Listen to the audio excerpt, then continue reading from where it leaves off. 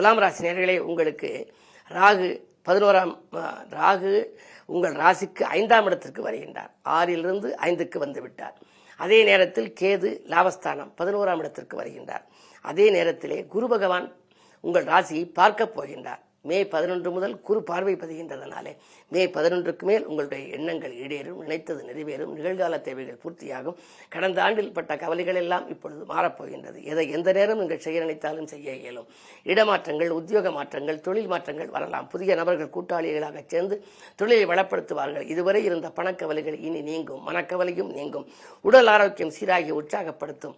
புகழ்பெற்ற ஆலயங்களுக்கு சென்று வழிபட்டு வர வேண்டும் என்ற ஆசைகளும் நிறைவேறலாம். இந்த ராகுகேது பேச்சு உங்களுக்கு நன்மை தரும் விதத்திலேயே அமைகின்றது. இது மேலும் நன்மை தரும் விதத்தில் உங்களுக்கு அமைய வைரவன்பட்டி என்ற ஒரு அற்புதமான ஊர் திருப்பத்தூர், சிவகங்கை மாவட்டம் திருப்பத்தூருக்கு அருகிலே இருக்கிறது. அங்கு இருக்கக்கூடிய மார்த்தாண்ட பைரவரை வழிபட்டால் தைரியமும் தன்னம்பிக்கையும் உங்களுக்கு வரும். தக்க விதத்தில் நல்ல பலன்களும் உங்களுக்கு கிடைக்கும்.